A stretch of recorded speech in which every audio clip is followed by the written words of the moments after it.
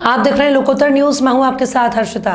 राजधानी में युवक के साथ अमानवीय व्यवहार करने और धर्मांतरण का दबाव बनाने के मामले में हुए अतिक्रमण तोड़ने की कार्रवाई का विरोध करने पर अब कांग्रेस बीजेपी के निशाने पर आ गई है।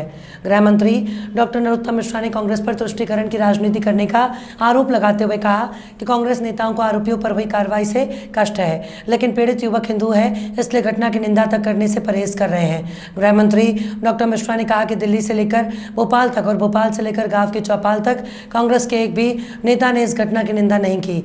चचा जान दिग्विजय सिंह की छोटी छोटी घटनाओं पर ट्वीट आते थे, लेकिन इस घटना पर उनसे एक भी शब्द नहीं बोला गया।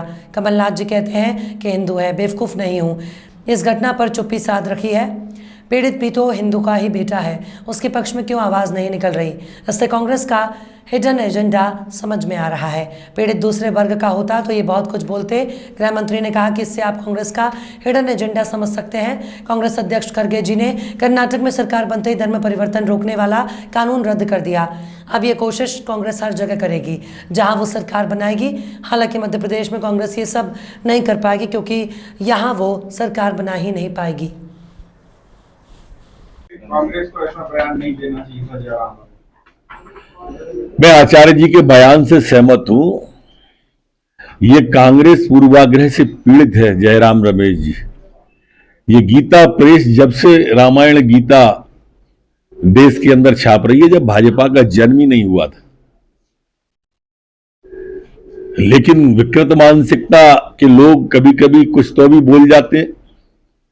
और इसलिए प्रमोद कृष्णन जी ने ठीक कहा है, ये इटालियन कल्चर का जो कांग्रेस के अंदर प्रवेश हुआ है ना पिछले कुछ वर्षों में, वो इटालियन कल्चर बारे समझ नहीं सकते। गीता प्रेस की इस भारतीय और सनातन के लिए, भारतीय संस्कृति के लिए कितनी आवश्यकता है, कितनी महत्वता है।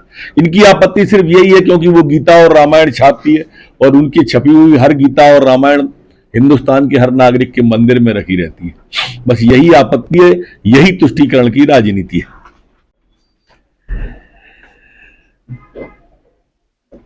एक व्यक्ति के गले में पट्टा बांध के अमानवीय कृत्य करने वालों की निंदा के लिए तो कांग्रेस के दिल्ली से लेके भोपाल तक और भोपाल से लेके गांव की चौपाल तक एक शब्द नहीं निकला।